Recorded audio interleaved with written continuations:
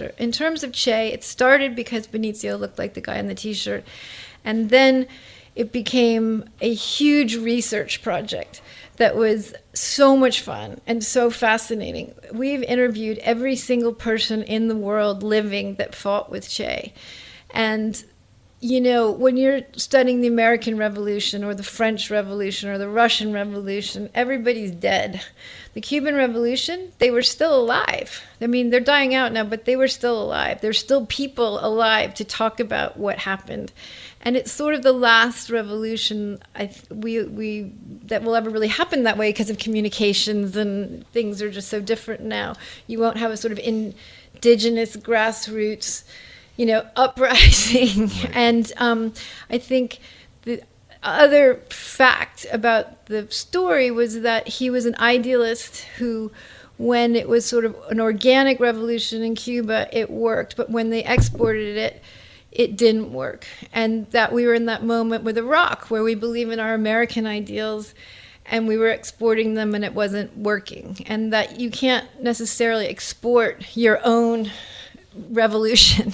Right. And we didn't want to make a film that was a Hollywood version or any kind of version that was a recruitment or any gung-ho about being a revolutionary. I mean, Steven wanted to make a film that was experiential, so that you feel what it's like to be in the jungle with them. And I think he really succeeded beautifully on that level. I mean,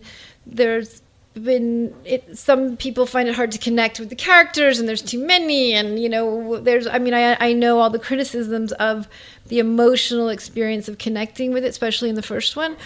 But I think he made all the right decisions. We made all the right decisions, because what you didn't want to do was some sort of gung-ho, you know, right, jingoistic, like, yeah, revolution. Right. You know, that wasn't the aim.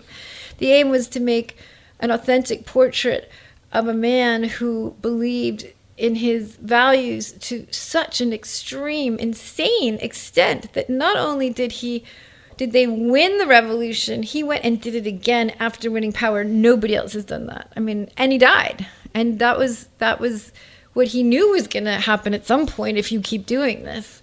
So I think those were the things that interested me and Steven and Benicio. But I think the process was incredibly privileged in that after Traffic, Steven and Benicio and I decided to take the film to Cuba and to show it to them and begin our exploration into what the film of Che might be, and to start our research. And we didn't want to meet with Fidel and have public pictures of us and go have the politicized aspect of it at all. We just really wanted to go meet people and start talking to them about, you know, what it was like.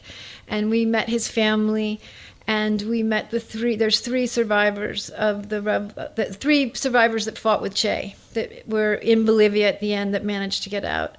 3 Cuban men, Pombo, Urbano, and Benigno. And Benigno's since died.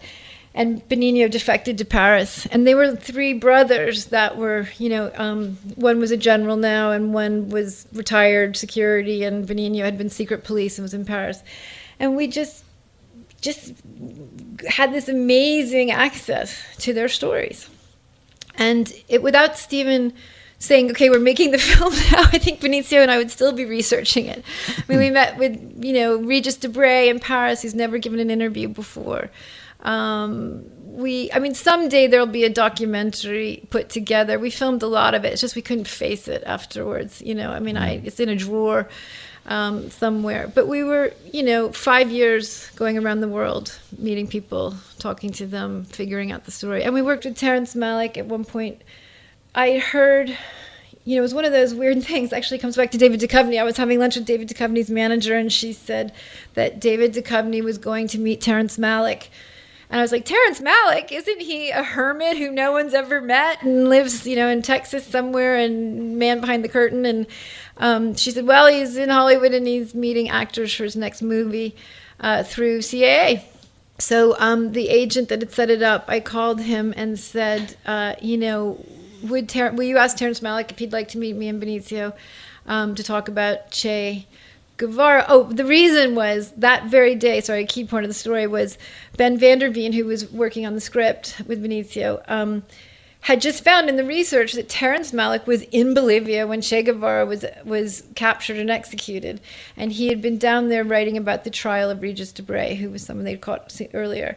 And he'd never finished his article I think he was writing it for the New Yorker, and he followed in their footsteps in Bolivia, and then never wrote this article, but that he had been there, and would he talk to us and meet with us? And so we met with him at the Peninsula, and it started this long journey with him working on the script with us. And I could tell while we were sitting in a room working on the script and outlining and all that for, a couple months, that he was turning into directing it. I mean, and his lawyer called and said, this has never happened before, but Terry wants to know if Stephen might consider letting him direct it. Stephen and I met with him at the Chateau, and Stephen said if he wanted to do it next, he would be happy. He was the only director he'd step off for, and we talked about all the ways Terry wanted to make it, and I introduced him to Chivo, Terry DeChivo, but it was hard to finance, and Terry's script was what he called notes for the band. He likes to work with notes for the band, not an actual kind of, lockdown script. And he had another project, New World, that he was trying to finance at the same time. And they literally came together at exactly the same time. And he made the decision to go to New World, which was painful at the time. Right. But then Steven said, well, I'll take it back. And, and at that point, it was one movie in English. It became two movies in Spanish. So that will never happen again. Right. There will never be a $60 million movie in Spanish. I shouldn't say never because of Roma just happened, but... Oh, but that was still one movie and $15 million.